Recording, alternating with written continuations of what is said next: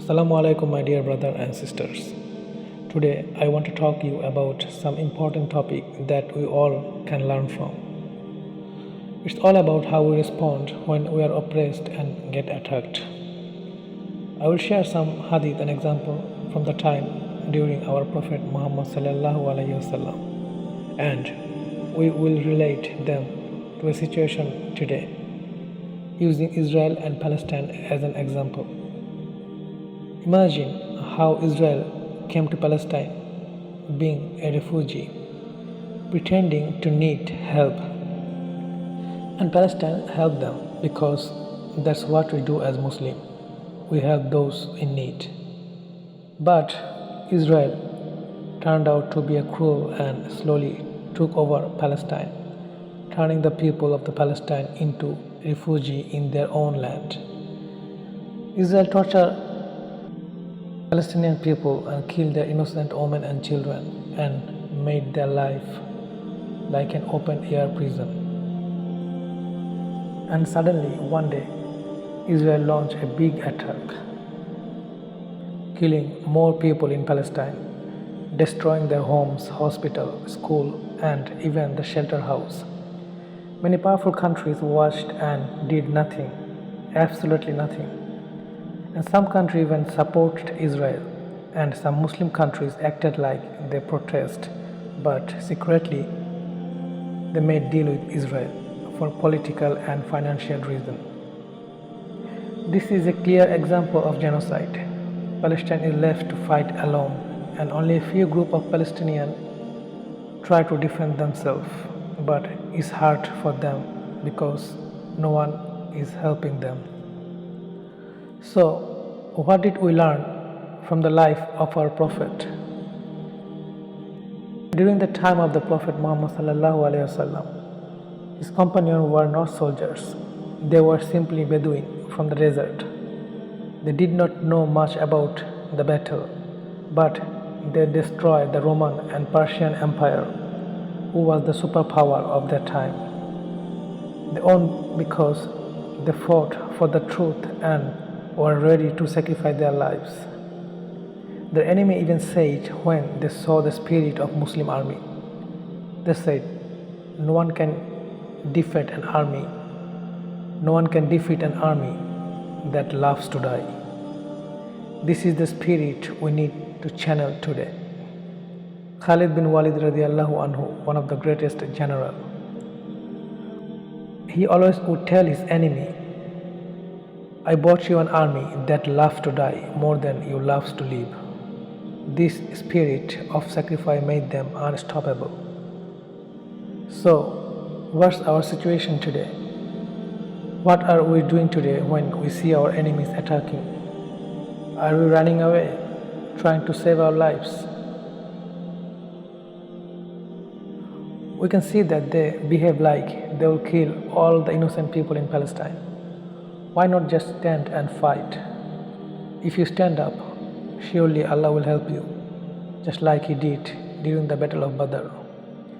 During that time, even though the Muslims were outnumbered, they won because they fought with faith and relied on Allah subhanahu wa ta'ala. Prophet Muhammad sallallahu alaihi wasallam said, when the people abandon jihad, Allah will send upon them a ruler who will oppress them. Right now, we see Israel committing genocide against Palestine, and instead of fighting back, many of the Palestinian people are just fleeing.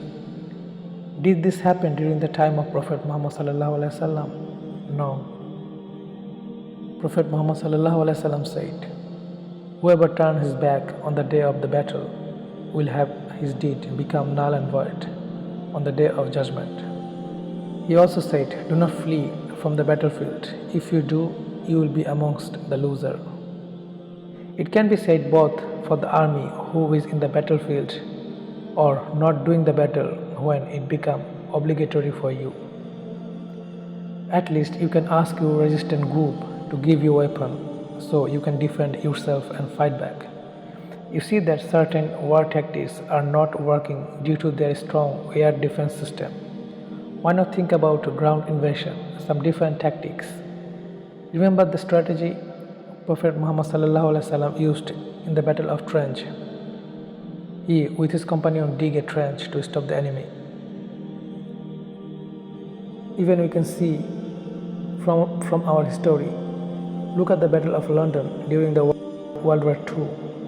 Hitler attacked London with many aircraft and bombing them, but London had fewer aircraft than Germany. Still they won because they knew if they lost, their existence would be wiped out. Hitler was just trying to conquer the land, but the army of London were fighting for the survival. Also, look at the recent protest in Bangladesh, when the government used police to kill people, the students. They didn't run away to save their lives. They stood their ground with whatever they had. When one killed, no one fled, and Allah gave them the victory. When your existence is at risk, the battle becomes obligatory. Do not just ask for help from different countries. Join the fight yourself and ask Allah for help. Surely He will help you. As Islam teaches, tie your camel first and then put trust in Allah. You need to show your best effort and then Allah will give you victory. Don't wait for someone will come and help. You have many people, millions of people. Don't flee. Join the battle with whatever you have. Take help from the resistant group in Palestine and fight back. The life from our Prophet Muhammad and his companion shows us that when we are under attack, we must stand up,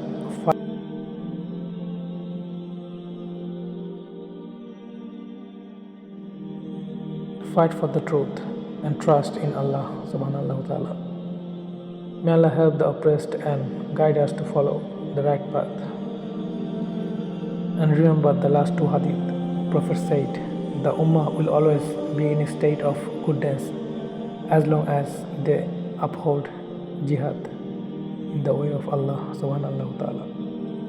He also said in another hadith that the Muslim Ummah would remain victorious as long as they held on their faith and the concept of jihad. So don't abandon jihad. I know you all are suffering a lot, but if you just cry and make dua to Allah subhanahu wa ta'ala, it's not going to work. You have to take a step.